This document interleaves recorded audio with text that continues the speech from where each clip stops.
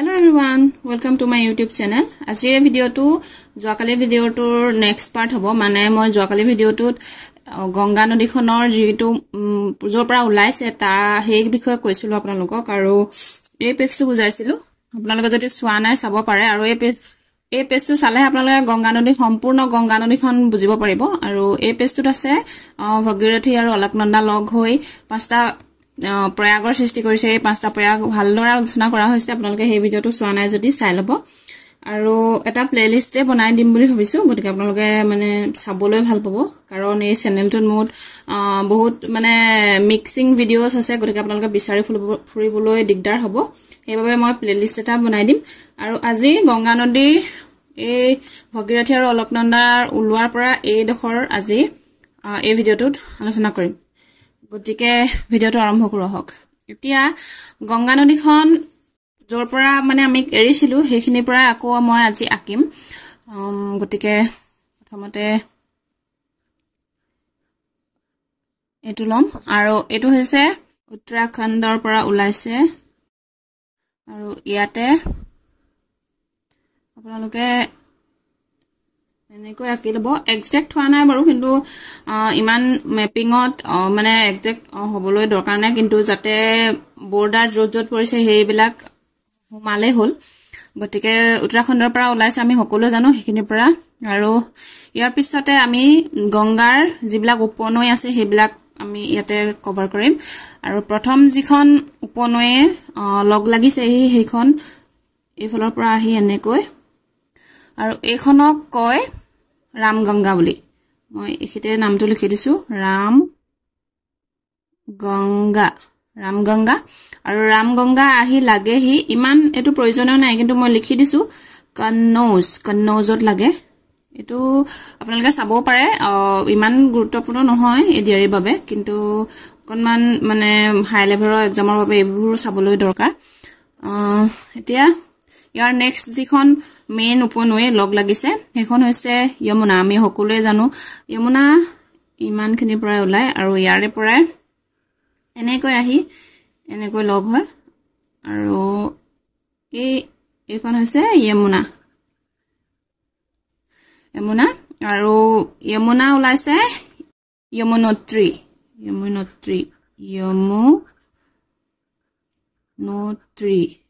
মোৰ spelling mistake হ'ব পাৰে কিন্তু যমুনোত্ৰীয়ে প্ৰনাউন্স কৰে আৰু ইয়াৰ পৰা ওলাই এই যেটো জাগাত লগ হৈছে হেতুক কয় প্ৰয়াগ মানে এলাহাবাদ যেটো আছিল এতিয়া প্ৰয়াগ হল প্ৰয়াগৰাজ গতিকে প্ৰয়াগত এটো খুনা মাৰিছে আৰু এতিয়া যেটো নেক্সট নৈ লগ লাগিছে হেতু আকৌ এইফালৰ পৰা আহিব এনেকৈ ইয়াতে আৰু এটো লগ লাগিছে গাজীপুৰ আৰু গাজীপুৰত লগ লাগিছে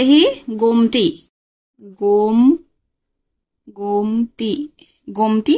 আৰু এখন ওলাইছে ফুলহাৰ লেকৰ পৰা কিন্তু আপোনালোকে ইমান মানে জানিবৰ প্ৰয়োজন নাই আৰু এখন গোমটি এতিয়া আৰু ওলাইছে এখিতে এখন এখন ইমান প্ৰয়োজনীয় নহয় কিন্তু তথাপিতো আজিকালি বৰ আনএক্সপেক্টেড মানে প্ৰয়োজন আহিবলৈ ধৰিছে গতিকে চাই থোৱাটো ভাল এখন হৈছে কৰ্মনাসা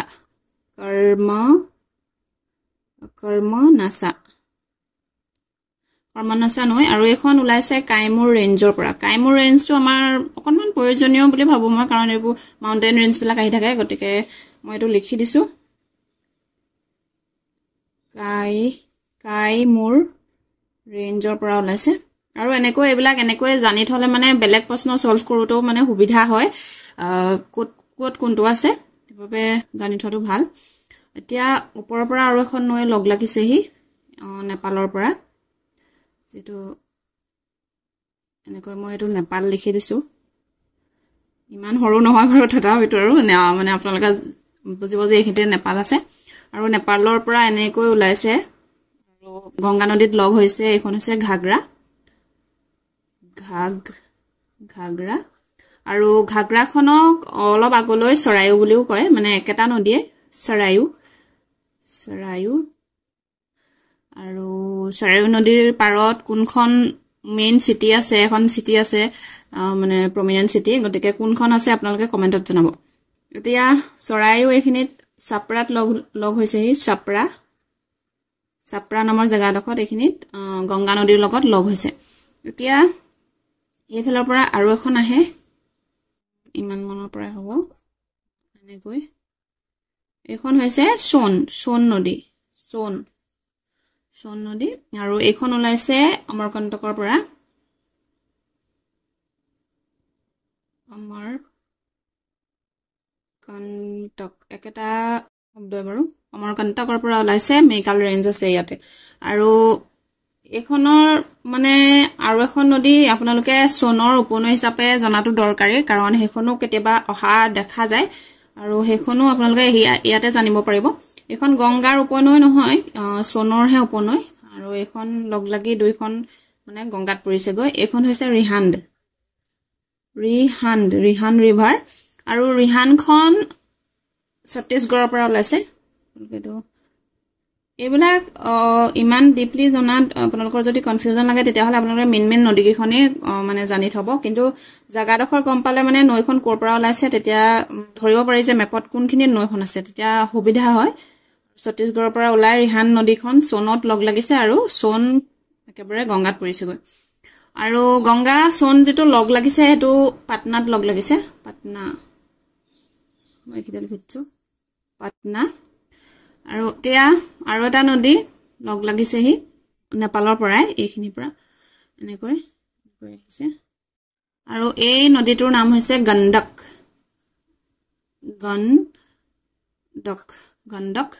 আৰু গণ্ডক নদীটো নহয়, ঘাগৰা নদীটো নেপালত মানে হেৰি বুলি জনা যায়, এইটো কৰ্ণালী ৰিভাৰ বুলি জনা যায়। ইয়াতে মই এনেকৈ দি দিছো, এইটো নেপালত বুলি ভাবি ল'ব, আৰু ইয়াতে এইটো কৰ্ণালী বুলি জনা যায়, কৰ্ণালী। আৰু এতিয়া এইখন গণ্ডকখন আহি হাজিপুৰত লাগিছেহি, মই লিখিয়ে দিছো বাৰু, হাজিপুৰ। আৰু এখন নদী আছে এইখিতে মানে জানিবলগীয়া, সেইখন হৈছে নেপালৰ পৰাই ওলাই, মই এনেকৈ দিছো, এইফালে আহে এনেকৈ, ইয়াতে লাগে। আৰু এইখন হৈছে কোচি, আৰু কোচিখন লাগেহি ভাগলপুৰ। এতিয়া এইকেইটা নদী মই ট্ৰিক্সটো পাছত কৈ আছো, যে ট্ৰিক্স আপোনালোকে কেনেকৈ ইউজ কৰিব এইকেইটা মুখস্থ কৰিবলৈ। এতিয়া এই নদীকেইখন মনত ৰাখিবলৈ এটা ট্ৰিক্স আছে, মই গোটেইকেইখন আঁকি লওঁ, তাৰপিছত আপোনালোকক জনাম। আৰু এইখিতে এটা ডেম আছে, ৰেড কালাৰে দিছো, এইখিতে এটা ডেম আছে, এই ডেমটো হৈছে ফাৰাক্কা ডেম, আপোনালোকে নিশ্চয় শুনিছে চাগে, ফাৰাক্কা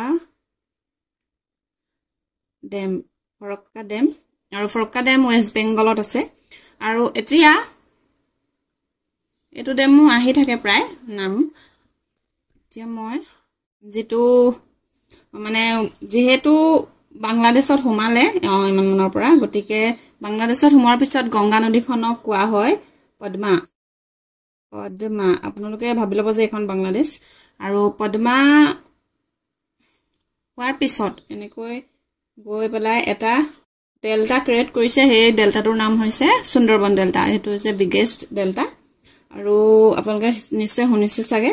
এনেকৈ ডেল্টা ক্ৰিয়েট কৰিছে। আৰু এতিয়া যিখন গংগা এইফালে দি আহিছে কলকাতা দি, সেইখনে হৈছে এটা ঠাল ওলাই আহিছে, সেইখনে হুগলী ৰিভাৰ। আপোনালোকে নিশ্চয় হুগলী ৰিভাৰৰ নাম শুনিছে। এতিয়া হুগলী ৰিভাৰৰে এটা উপনৈ আছে যিটো মানে পৰীক্ষাত আহি থাকে, আৰু সেইটো হৈছে এনেকৈ হুগলীত লগ লাগে, এইটো হৈছে দামোদৰ। আৰু দামোদৰ আৰু এটা উপনৈ আছে, সেইটো হৈছে বৰাকৰ। এইবিলাক কিছুমান পৰীক্ষাত দেখিছো, সেইবাবে আগতে মই এইবিলাক লিখি লৈছিলো। বৰাকৰ ৰিভাৰ দামোদৰ ৰিভাৰত লগ লাগিছে। দামোদৰ ৰিভাৰ গৈ হুগলী ৰিভাৰত মানে ইয়াতে পৰিছে, তাৰপিছত গৈ বে অফ বেংগলত পৰিছে গৈ, গোটেইখিনি লগ লাগি। এতিয়া যিটো পদ্মা আহিছে, পদ্মাৰ লগত মই এইখিনিত আকৌ ছেপাৰেটকৈ এইখিনিত আঁকি দিম। আপোনালোকে এইটোকে ডাঙৰ যদি কাগজত আঁকিছে তেতিয়াহ'লে আপোনালোকে একেখন পেজতে ল'ব যেটো পদ্মা যেহেতু এইখিনিৰ পৰা আপোনালোকে ফৰকাডেম বুলি ধৰি ল'ব আৰু ফৰকাডেমৰ পৰা এনেকৈ আহি এখন যেটো পদ্মা নাম লৈ ললে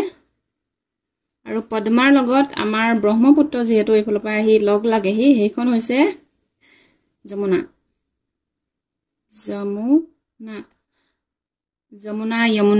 অলপ সেমে আৰু তাতে আকৌ এইফালে বৰাকো লাগেহি বৰাক লগ লাগে আৰু এই পদ্মা আৰু যমুনা য'ত লগ লাগিছে সেই জাগাডোখৰ নাম হৈছে মানে ডিস্ট্ৰিক্টৰ চন্দ্ৰপুৰ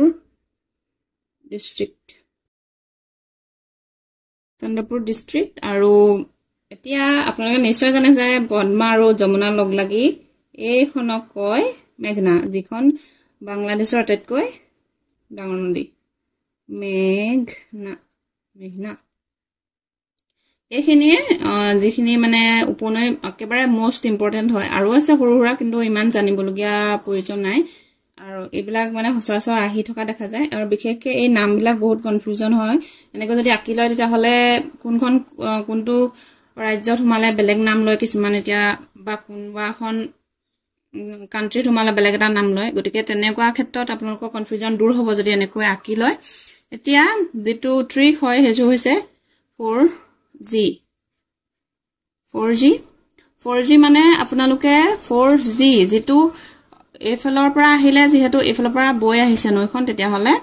এইটো সাইড হ'ব বাও সাইড এটো মানে বাওফালৰ নৈ হ'ব বাওফালৰ উপনৈ আপোনালোকক খুদিব যে বাওফালৰ উপনৈ গংগাৰ মানে কোনবা এখনৰ নাম নিদিব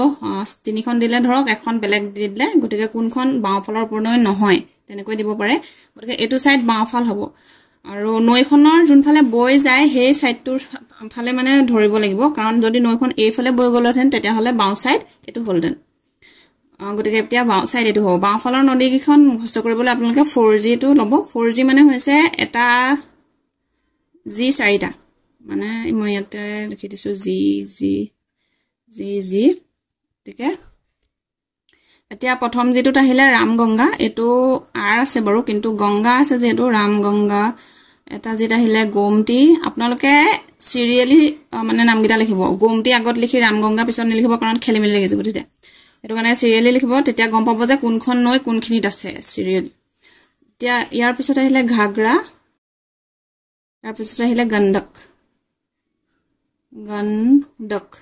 এতিয়া এই চাৰিখন জনাৰ লগে লগে আপোনালোকে কোচিটো ইনো আপোনালোকৰ মনলৈ আহি যাব যদি আঁকি থাকে এনেকৈ এতিয়া এটো হৈ গ'ল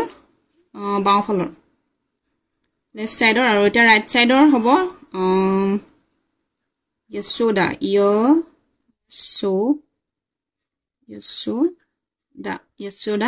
এতিয়া যশোদাৰ পৰা আহিলে যমুনা জায়গাটো অকমান কমি গ'ল এস ওৰ পৰা আহিলে সোন ইফালে